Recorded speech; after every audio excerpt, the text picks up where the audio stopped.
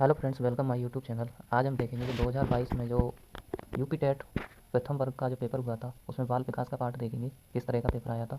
तो ये 2022 का पेपर है जो हम संपूर्ण हल देखेंगे और ये भी जानेंगे कि किस किस टॉपिक से कैसे क्वेश्चन बनते हैं। चलिए तो वीडियो को स्टार्ट करते हैं। यहाँ हमारे सामने पहला क्वेश्चन है कि कोहलर निम्न में से किससे संबंधित था। तो कोहलर जो संबंधित थे वो अधगम के सिद्धांत से संबंधित थे। जिन्होंने अधगम का सिद्धांत दिया था, कोहलर ने अधगम का सिद्धांत दिया था। नेक्स्ट क्वेश्चन की तरफ बढ़ेंगे।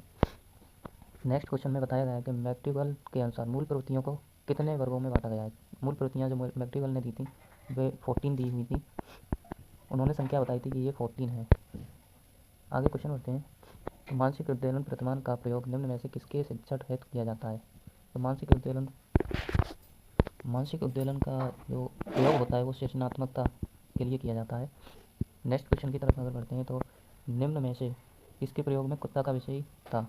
तो ये जो अधगम का सिद्धांत दिया था वो आई.पी. पावलर ने कुत्ते का प्रयोग किया था। थांडाइक ने बिल्ली का किया था। कोहलर ने वनमानस कह सकते हैं उनका किया था, बंदर का। और स्किनर ने चूहे का किया था। तो यहाँ करेक्ट आंसर है जो कुत्ते का प्रयोग किया था वो आई.पी. पावलर ने किया था। नेक्स्ट क्वेश्चन की तरफ बढ़ते हैं। तो मौलिकता, नवीनता, प्रवाह निम्न में से किसके घटक होते हैं।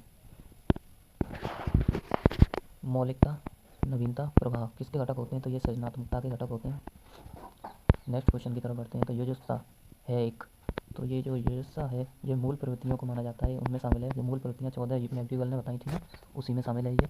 नेक्स्ट क्वेश्चन की तरफ बढ़ते हैं। तो बालकों के सामाजिक विकास को प्रभावित करने वाले तत्व हैं। तो बालकों के जो सामाजिक विकास को प्रभावित करने वाले तत्व हैं इसका करेक्ट आंसर है सामाजिक प्रवेशजन तत्व। नेक्स्ट क्वेश्चन की तरफ बढ़ते हैं। तो शारीरिक विकास का एक प्रमुख नियम निम्न में से कौन सा है। तो शारीरिक विकास का जो प्रमुख नियम है इनमें से वो करेक्ट आंसर रहेगा द्रुतगामी का विकास का नियम। नेक्स्ट क्वेश्चन की तरफ बढ़ते हैं। तो निम्नलिखित में से कौन सा विकास का सिद्धांत नहीं है। इसमें हम विकास का सिद्धांत अगर देखते हैं, यहाँ जो विकास का सिद्धांत नहीं है उसमें देखेंगे तो अनुकूलित प्रत्यावर्तन का सिद्धांत नहीं है, जबकि समान प्रतिमान का सिद्धांत है एक करेक्ट है। परस्परिक संबंध का सिद्धांत भी है, निरंतरता का भी सिद्धांत है। सिर्फ इसमें अनुकूलित प्रत्यावर्ती का सिद्धांत नहीं है। ये करेक्ट आंसर हो जाएगा हमारा। नेक्स्ट क्वेश्चन बढ़ते हैं। नेक्स्ट क्वेश्चन बताता है विकास के परिणाम स्वरूप नवीन विशेषताएं और नवीन योग्यता प्रकट होती है। ये स्टेटमेंट की अगर हम बात करें तो ये स्टेटमेंट हर लोग ने दिया है। ये करेक्ट आंसर हो जाएगा। नेक्स्ट क्वेश्चन की तरफ बढ़ते हैं। तो पूर्व अनुभव के आधार पर संवेदना को अर्थ प्रदान करना कहलाता है। ये इसका करेक्ट आंसर हो जाएगा प्रत्यक्षीकरण, क्योंकि पूर्व अनुभव को हम जब याद करते हैं तो ये प्रत्यक्षीकरण होता है। नेक्स्ट क्वेश्चन की तरफ बढ़ते हैं। तो सीखने में प्रयास व भूल के सिद्धांत का प्रतिपादन किया था। सीखने का सिद्धांत मतलब अधगम का सिद्धांत जो दिया था हमारा ट्रायल एवं एरर का सिद्धांत। ये जो ट्रायल एवं एरर का सिद्धांत है ये थांडाइक ने दिया था। नेक्स्ट अगर हम कोहलर की बात करें तो कोहलर ने सूझ का सिद्धांत दिया था। पावलोव ने दिया था शास्त्रीय अनुबंधन का सिद्धांत। यहाँ नेक्स्ट क्वेश्चन की तरफ बढ़ते हैं। नेक्स्ट क्वेश्चन बताता है कि औसत बुद्धि वाले बालकों का बुद्धि लब्धि स्तर होता है। तो औसत बुद्धि लब्धि होती है हमारी 90 से 109 तक। नेक्स्ट क्वेश्चन बढ़ते हैं। नेक्स्ट क्वेश्चन देता है कि निम्न में से कौन सा तरल क्रिस्टलीय बुद्धि का प्रतिमान प्रतिपादन किया था। तरल और बुद्धि का जो प्रतिमान दिया था वो कैटल ने दिया था।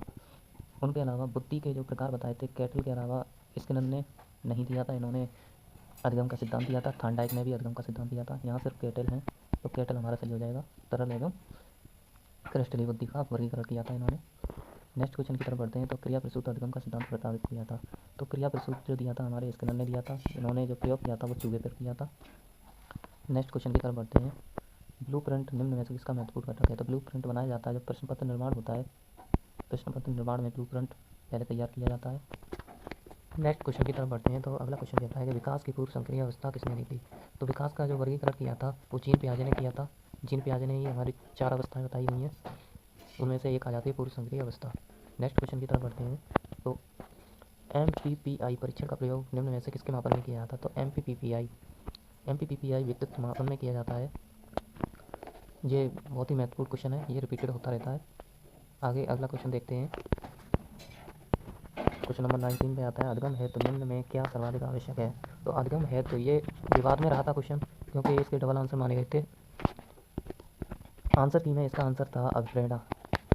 अधगम सर्वाधिक आवश्यक अभिप्रेरणा। जब तक प्रेरणा नहीं होगी उसको पढ़ने की ये भी माना गया था और यहाँ इंटरेस्ट यानी रुचि भी माना गया था। ये दोनों आंसर माने गए थे यहाँ। अगला क्वेश्चन देखते हैं। तो शैशव काल का समय होता है। तो शैशव काल का समय जन्म से 2 वर्ष माना गया है यहाँ। करेक्ट आंसर जन्म से 2 वर्ष है। अगले क्वेश्चन देखते हैं। तो कॉलर अपने प्रयोग से यह सिद्ध करना चाहते थे कि अधिगम है एक। कॉलर अपने सिद्धांत से कॉलर जो सिद्ध करना चाहते थे वो है समग्र परिस्थिति का प्रत्यक्षीकरण। ये करेक्ट हो जाएगा हमारा। क्वेश्चन नंबर 22 पर बढ़ते हैं। तो अगला क्वेश्चन कहता है कि किसने पाठ योजना की पंचपद प्रणाली का प्रतिपादन किया। तो पंचपद प्रणाली का प्रतिपादन हार्वर्ड ने किया था। अगले क्वेश्चन की तरफ बढ़ते हैं। तो अगला क्वेश्चन कहता है कि निम्नलिखित में ग्रंथियों के आधार पर व्यक्तित्व के विभिन्न प्रकार पर चर्चा किसने की थी। तो ग्रंथियों के आधार पर जिन्होंने बांटा वो कैनन थे। इसके अलावा अगर क्रेसमर की बात, क्रेसमर ने शारीरिक रचना के आधार पर बांटा था और स्प्रेंजर ने सामाजिक शास्त्री के आधार पर, और युंग, यहाँ जुंग लिख दिया, युंग ने मनोवैज्ञानिक के आधार पर बांटा था। सही आंसर हमारा हो जाएगा कैनन में। नेक्स्ट क्वेश्चन देखते हैं। तो सृजनात्मक मौलिक परिणामों को अभिव्यक्त करने की मानसिक प्रक्रिया है। यह स्टेटमेंट अगर हम बात करें, यह स्टेटमेंट क्रो और क्रो ने दिया है। ये करेक्ट आंसर हो जाएगा। अगले क्वेश्चन की तरफ बढ़ते हैं। तो अगला क्वेश्चन है 25। क्वेश्चन में बताया गया है कि B.F. स्किनर के अनुसार बच्चों में भाषा का विकास होता है। तो इसका करेक्ट आंसर हो जाएगा अनुकरण और प्रबलन के फलस्वरूप होता है। तो अनुकरण द्वारा सीखते हैं और प्रबलन के द्वारा भी सीखते हैं। अगले क्वेश्चन की तरफ बढ़े।